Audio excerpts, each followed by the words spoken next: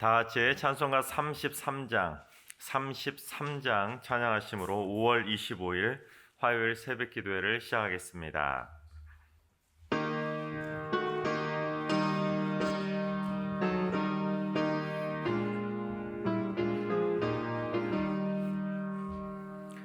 영광스러운 주를 보라, 고난받은 그 모습,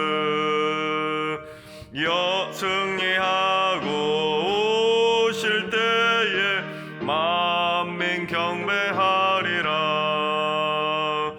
왕의 왕이 되신 주께 면류관을 드리세. 왕의 왕이 되신 주께 면류관을 드리세. 보좌 위에 계신 주께 면류관을 드리세. 천군 천사 소리 높여 주를 찬송하도다.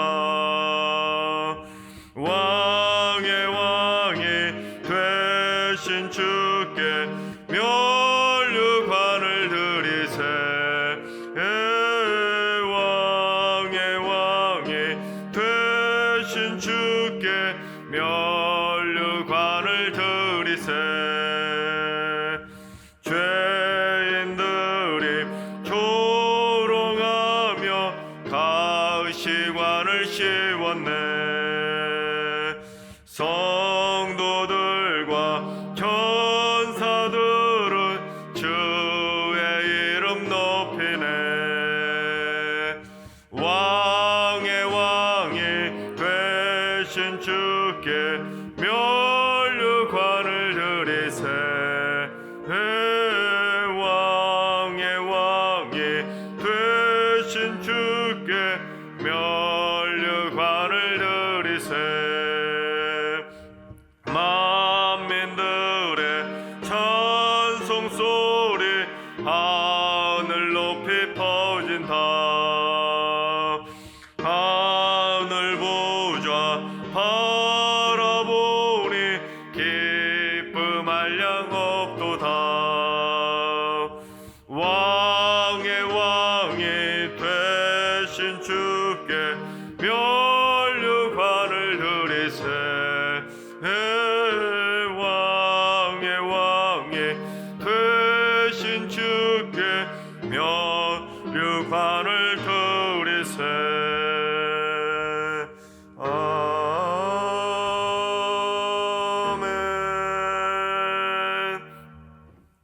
아멘. 다 같이 이 시간 한마음 한뜻으로 기도하며 나아가시겠습니다.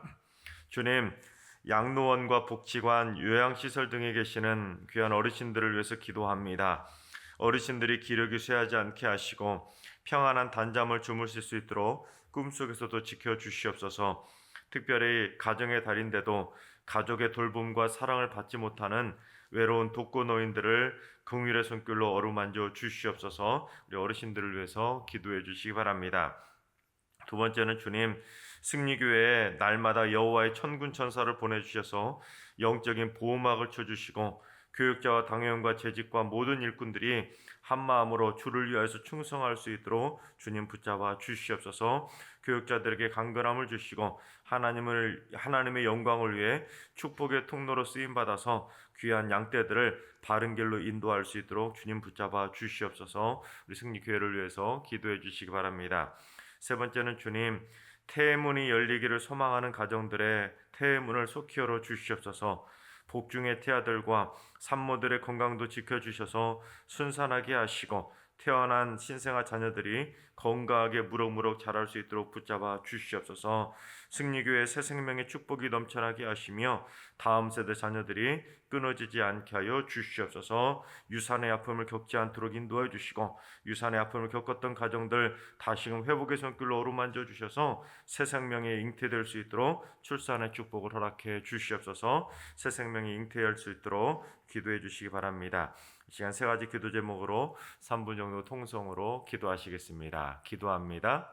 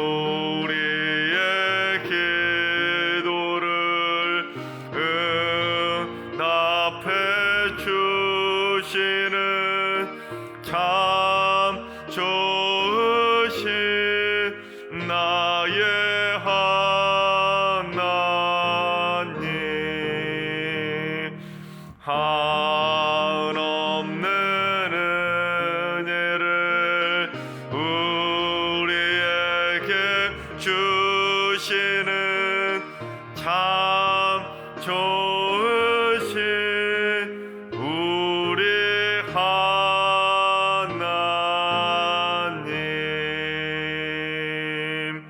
아멘. 하나님께서 오늘 이 새벽에 주시는 말씀은 요한계시록 11장의 말씀입니다.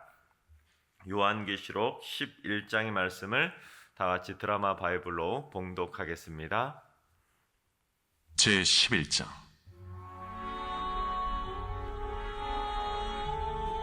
또 내게 지팡이 같은 갈대를 주며 말하기를, 일어나서 하나님의 성전과 제단과 그 안에서 경배하는 자들을 측량하되 성전 바깥 마당은 측량하지 말고 그냥 두라. 이것은 이방인에게 주었은즉 그들이 거룩한 성을 42달 동안 짓밟으리라. 내가 나의 두 증인에게 권세를 주리니 그들이 굵은 베옷을 입고 1260일을 예언하리라.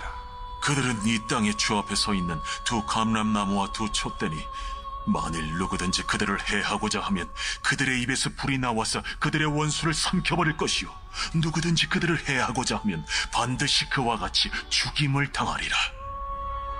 그들이 권능을 가지고 하늘을 닫아 그 예언을 하는 날 동안 비가 오지 못하게 하고, 또 권능을 가지고 물을 피로 변하게 하고, 아무 때든지 원하는 대로 여러 가지 재앙으로 땅을 치리로다. 그들이 그 증언을 마칠 때에 무적행으로부터 올라오는 짐승이 그들과 더불어 전쟁을 일으켜 그들을 이기고 그들을 죽일 터인즉 그들의 시체가 큰 성길에 있으리니 그 성은 영적으로 하면 소돔이라고도 하고 애굽이라고도 하니 곧 그들의 주께서 십자가에 못 박히신 곳이라. 백성들과 족속과 방언과 나라 중에서 사람들이 그 시체를 사흘 반 동안을 보며 무덤에 장사하지 못하게 하리로다. 이 두 선지자가 땅에 사는 자들을 괴롭게 한 고로 땅에 사는 자들이 그들의 죽음을 즐거워하고 기뻐하여 서로 예물을 보내리라 하더라. 3일 반 후에 하나님께로부터 생기가 그들 속에 들어가매 그들이 발로 일어서니 구경하는 자들이 크게 두려워하더라. 하늘로부터 큰 음성이 있어 이리로 올라오라. 함을 그들이 듣고 구름을 타고 하늘로 올라가니 그들의 원수들도 구경하더라. 그때에 큰 지진이 나서 성 10분의 1이 무너지고 지진에 죽은 사람이 7천이라.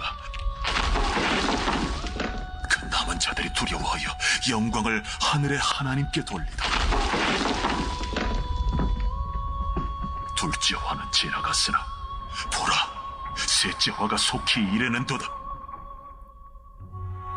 일곱째 천사가 나팔을 불매 하늘에 큰 음성들이 나서 이르되, 세상 나라가 우리 주와 그의 그리스도의 나라가 되니 그가 세세토록 왕노릇하시리로다. 하나님 앞에서 자기 보좌에 앉아있던 24장로가 엎드려 얼굴을 땅에 대고 하나님께 경배하여, 감사하옵나니 옛적에도 계셨고 지금도 계신 주 하나님, 곧 전능하신 이여, 친히 큰 권능을 잡으시고 왕노릇하시도다. 이방들이 분노하며 주의 진노가 내려 죽은 자를 심판하시며 종 선지자들과 성도들과 또 작은 자든지 큰 자든지 주의 이름을 경외하는 자들에게 상 주시며 또 땅을 망하게 하는 자들을 멸망시키실 때로소이다. 이에 하늘에 있는 하나님의 성전이 열리니 성전 안에 하나님의 언약궤가 보이며 또 번개와 음성들과 우레와 지진과 큰 우박이 있더라. 아멘. 할렐루야. 하나님께서 오늘도 새날을 주셨습니다. 오늘 하루 여러분의 심령 가운데, 가정 가운데 하나님의 은혜의 담배가 촉촉히 내려져서 그 은혜의 힘으로 오늘 하루도 믿음으로 승리하시기를 주님의 이름으로 축원합니다. 요한계시록이 쓰여질 당시에는 예루살렘 성에 있었던 그 하나님의 성전, 예루살렘 성전이 완전히 무너지고 초토화된 뒤입니다. 거의 예루살렘 성전이 무너지고 나서 한 30여 년이 지난 다음에 요한계시록에 쓰여졌기 때문에 이미 하나님의 성전은 없는 상태입니다.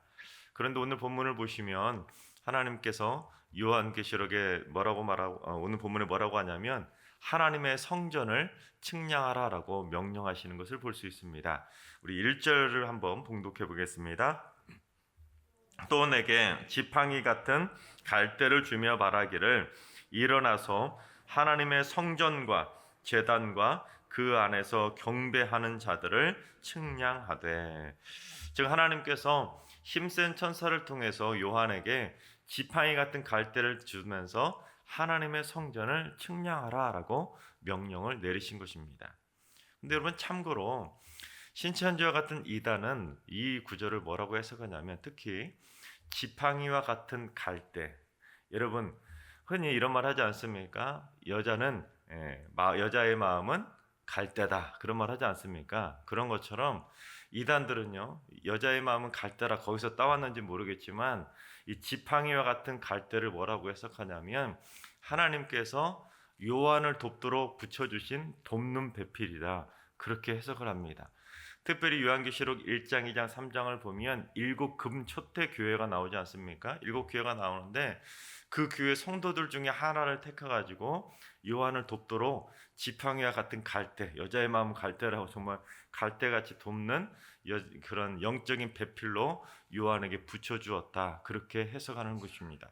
마치 아담을 돕는 배필로 하와를 붙여주시고 모세를 도우라고 아론을 붙여주신 것처럼 요한을 도우라고 지팡이와 갈대 같은 영적인 배필을 요한에게 붙여주셨다는 것입니다. 여러분 맞는 말일까요? 좀 황당한 이야기 아닙니까?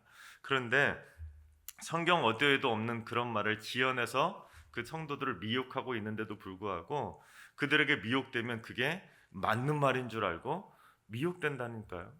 그래서 이단과 사이비가 그래서 무서운 것입니다. 한번 그들에게 미혹되면 이성이 마비돼 버리기 때문에 그처럼 허무맹랑한 주장, 말도 안 되는 지어낸 말도 그게 미혹되면 혹해가지고는 그들의 말에 빠질 수밖에 없다는 것입니다.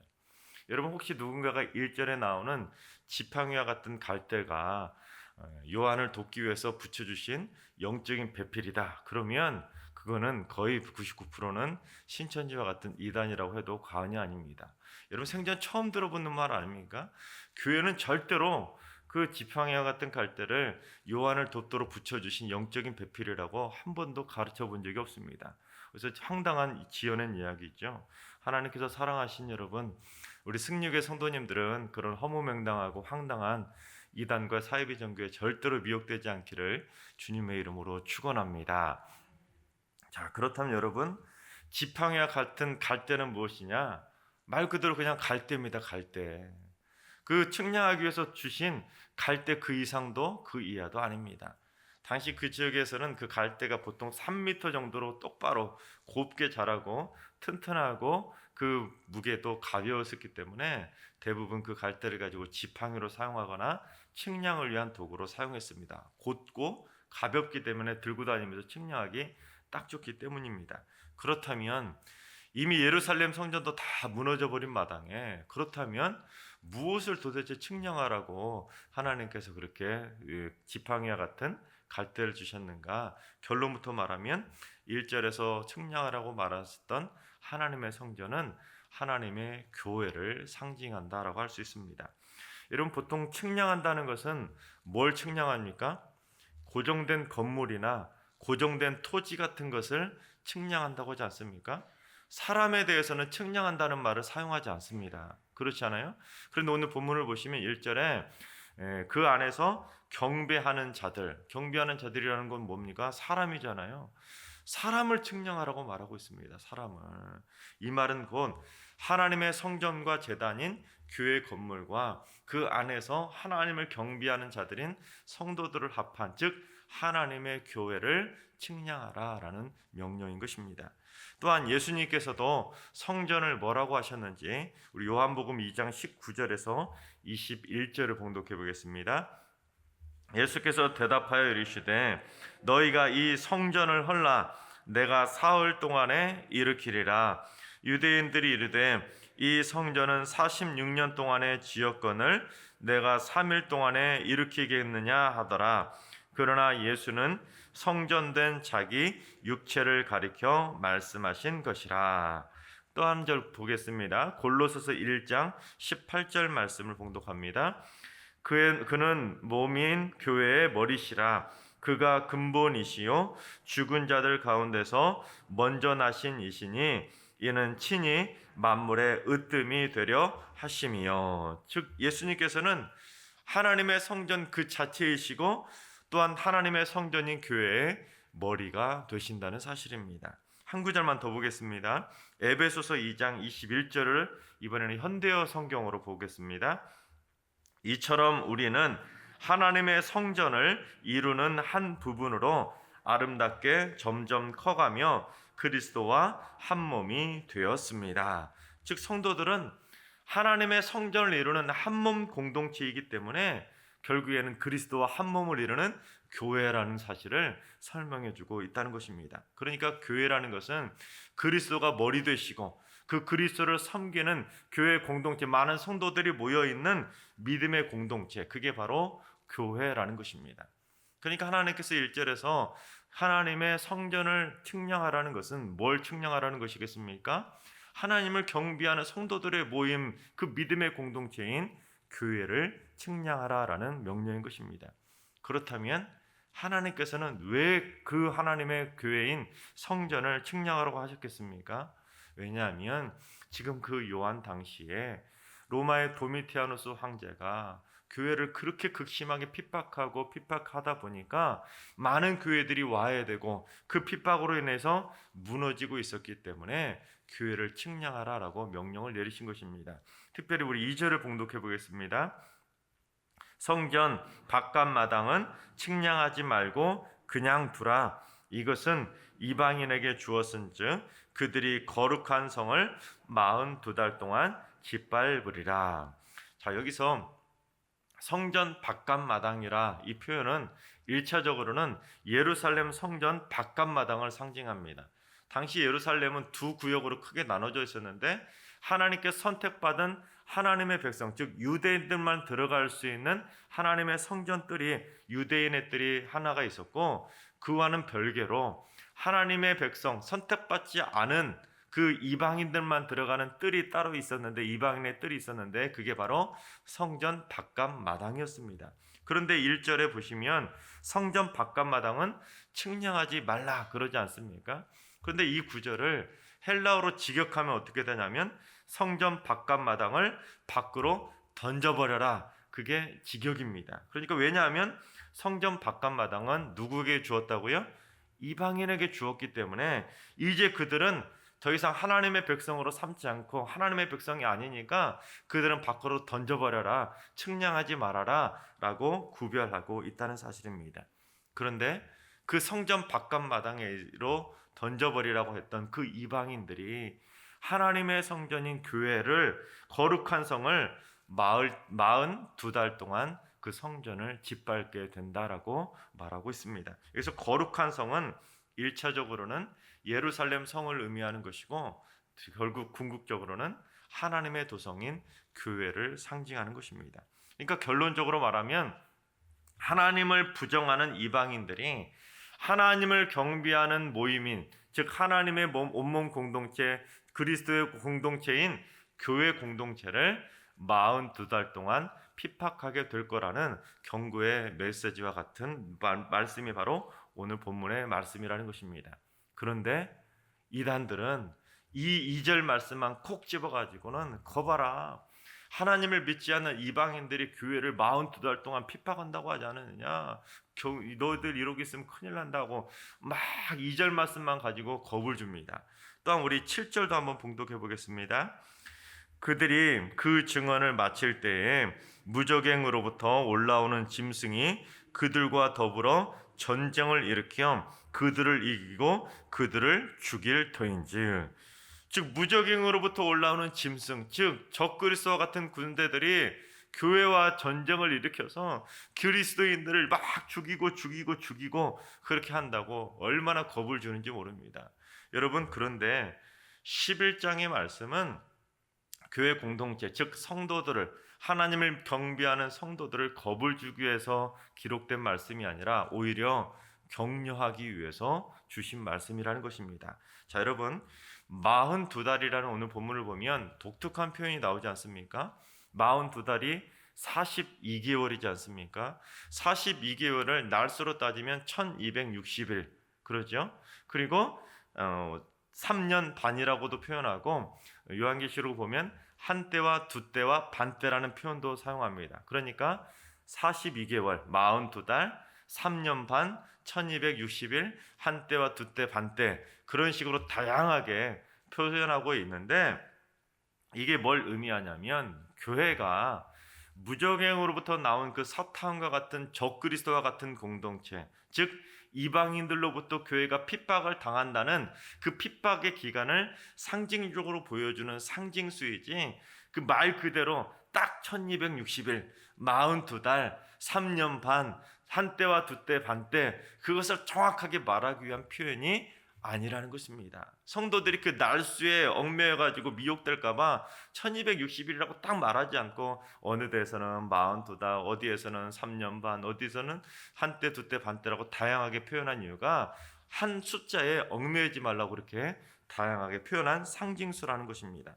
또한 우리 9절도 봉독해 보겠습니다.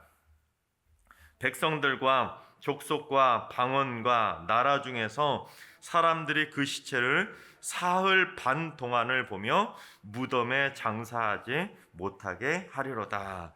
자, 여기서는 사흘 반이라고 했어요. 똑같은 표현이거든요.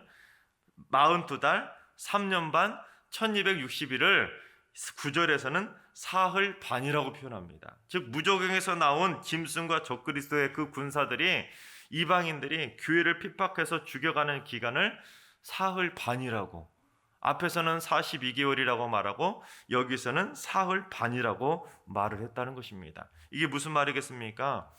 제 아무리 무적응에서 나온 무시무시한 적그리스도와 같은 그러한 세력들이 교회를 핍박할지라도 그 핍박의 기간은 42개월, 3년 반, 1260일, 한 때와 두 때, 반 때 딱 하나님께서 정하신 그 날짜 안에서만 핍박이 일어난다.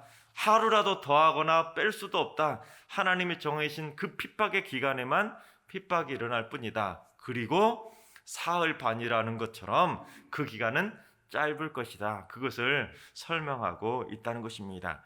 그러니까 무엇을 의미합니까? 두려워하지 말라는 거예요.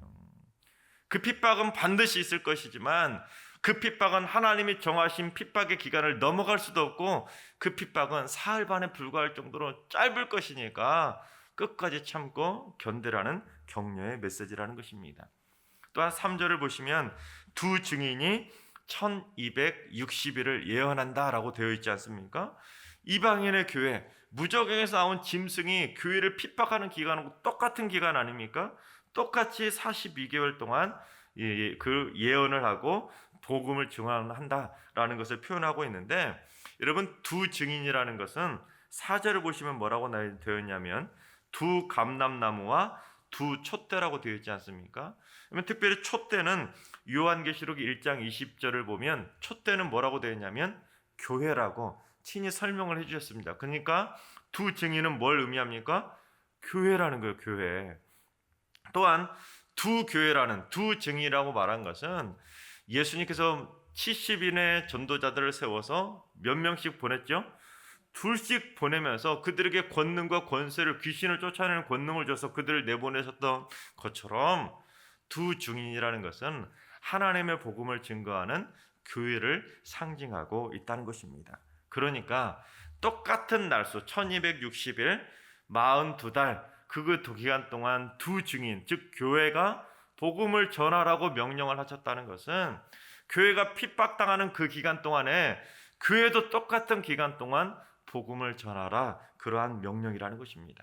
그러니까 무적응에서 나오는 그 짐승과 같은 적그리스도의 군대가, 이방인의 군대가 교회와 전쟁을 일으켜서 그렇게 핍박하고 전쟁에 그런 공격을 하더라도, 그렇게 많은 성도들이 핍박을 당해서 죽어나가더라도 교회는 그것 때문에 두려워하고 무서워할 것이 아니라 그러는 기간 동안 똑같이 그들이 핍박할지라도 교회는 끝끝내 복음을 전해야 된다. 그것을 명령하고 있다는 사실입니다. 심지어 설령 복음을 전하다가 죽는 한이 있더라도, 설령 교회가 복음을 전하다가 교회가 무너지고 교회가 와해되는 한이 있더라도 교회는 핍박하면 할수록 똑같이 그 기간 동안 역시나 두 증인이 되어서 하나님의 복음을 증거해야 된다라는 것을 명령하고 있다는 것입니다. 왜냐하면 우리 11절을 봉독하겠습니다. 3일 반 후에 하나님께로부터 생기가 그들 속에 들어가매 그들이 발로 일어서니 구경하는 자들이 크게 두려워하더라. 지금 무적에서 나온 그 짐승에 의해서 두 교회, 즉 하나님의 백성인 교회 공동체가 복음을 증거하다가 다 죽어버렸는데, 그런데 그걸로 끝이 아니라는 것입니다. 3일 반이라고 되어 있는 게 3일 반이 뭡니까? 사흘 반, 똑같은 표현 아닙니까? 여기 다르게 표현하니까 막 헷갈리게 되어 있는데, 똑같은 기간 동안, 즉 이방인의 핍박을 받고 교회가 죽임을 당했지만 3일 반, 또한 사흘 반, 42개월, 3년 반, 또한 1260일 동안 정해진 핍박의 기간 동안 교회가 핍박을 당해서 설령 죽는 한이 있다 할지라도 결국엔 어떻게 된다는 겁니까? 그 정해진 핍박의 기간이 지나면 하나님의 생기가 하나님의 백성들, 교회들에게, 성도들에게 들어가서 그 성도들이 다시금 살아나서 제발로 일어나게 된다, 부활하게 될 것이다, 그것을 설명하고 있다는 것입니다. 즉 핍박으로 무너진 교회는 무너짐으로 끝나는 것이 아니라 반드시 하나님의 생기가 들어가서 다시 일어서게 된다, 그것을 우리에게 축복하며 격려해주고 있다는 것입니다. 여러분 믿으십니까? 그래서 하나님의 성전을 측량하라고 명령한 것입니다.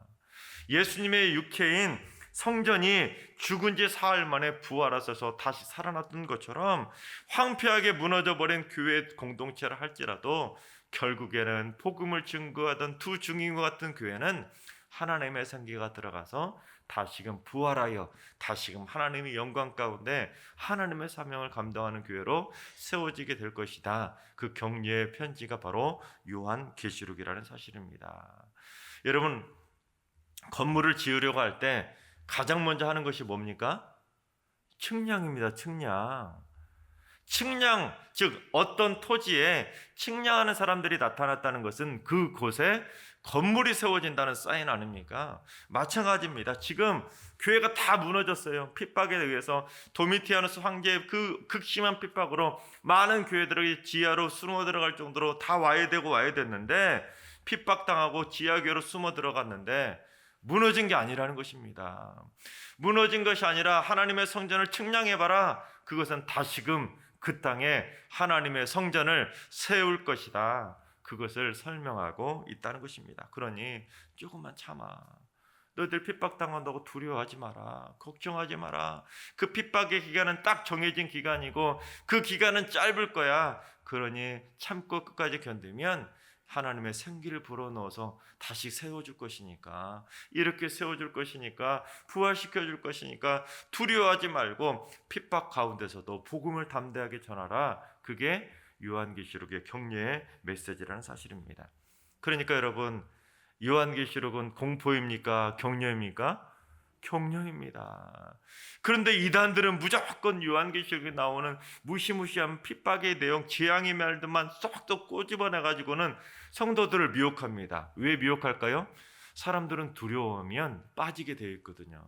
조종당하기 딱 좋거든요. 그러다 보면 헌금하라고 하면 막 갖다 바칩니다. 집 팔고 재산 팔고 다 갖다 바칩니다. 그러면 그거 가지고 자기들 배를 불리는 겁니다. 그런데도 성도들은 한번 미혹되면 이성이 마비되기 때문에 말도 안 되는 황당한 이야기를 해도 거기에 빠지게 되는 것입니다. 하나님께서 사랑하시는 여러분, 하나님께서 세우신 교회는 설령 어둠의 세력에 의해서 무너진다 할지라도 무너짐으로 끝나는 것이 절대로 아닙니다. 하나님의 교회는 반드시 일어나게 될 줄로 믿습니다. 또한 하나님의 백성들, 성도들이 복음을 담대하게 전하다가 죽는 한이 있더라도 그 성도에게는 다시금 하나님의 생기가 드러나서 다시금 부활하게 된다. 그것이 요한계시록의 축복의 메시지라는 사실입니다. 따라서 여러분, 이 세상에 그 어떤 핍박과 어려움과 고난이 닥친다 할지라도 절대 우리는 두려워할 필요가 없습니다. 우리는 살아있는 복음의 산 증인이 되어서 어떤 순간일지라도 담대하게 복음을 증거해서 하나님의 명령을 따르는 하나님의 산 증인이 되어야 된다는 사실입니다. 따라서 우리 승육의 모든 성도들은 어떠한 상황에서도 두려워하거나 걱정하고 염려하다가 이단에게 미혹되는 것이 아니라 하나님의 말씀을 붙잡고 끝까지 하나님의 능력 가운데 복음을 전하는 살아있는 산 증인들이 다 되시기를 주님의 이름으로 축원합니다. 기도하겠습니다. 성도들의 삶을 날마다 지켜주시는 하나님, 그럼에도 불구하고 자꾸만 이단들은 성도들에게 겁을 주며 미혹하고 있습니다. 성도들 또한 요한계시록의 무시무시한 말씀들을 읽다 보면 두려움에 사로잡히게 됩니다.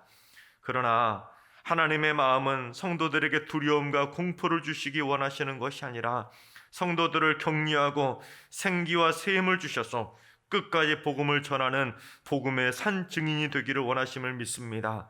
앞으로 절대로 이단과 사이비에 미혹되지 않고 저희들의 심령이 하나님의 생기를 받아서 다시 살아나고 다시 힘을 얻어서 믿음으로 담대히 일어서게 하여 주시옵소서. 무엇보다 승리교회와 성도들을 눈동자처럼 굳건하게 지켜 주시옵소서.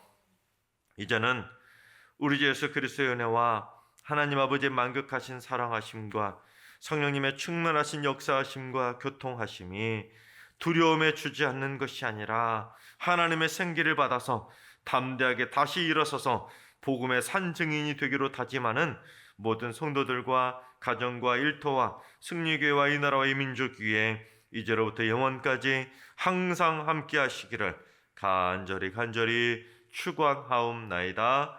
아멘. 이제 주신 말씀과 개인 기도 제목을 가지고 충분히 기도하며 나아가시겠습니다. 기도하실 때 주님, 승리교회 성도들에게 하나님의 생기를 불어넣어 주시옵소서.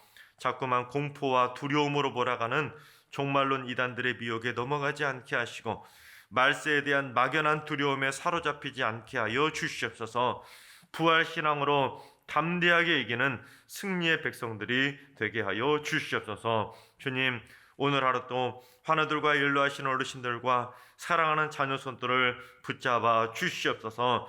특별히 병상에 누워있거나 수술을 앞둔 성도들, 또한 수술 후 회복 중에 있는 성도들에게 하나님의 생기를 불어넣어 주셔서 다시금 건강하게 일어서게 하여 주시옵소서. 주님, 새벽제단을 쌓으시는 분들이 담대하게 복음으로 무장하는 복음의 산 증인들이 되게 하여 주시옵소서. 기도로 무장하고 담대히 세상을 이기게 하여 주시옵소서.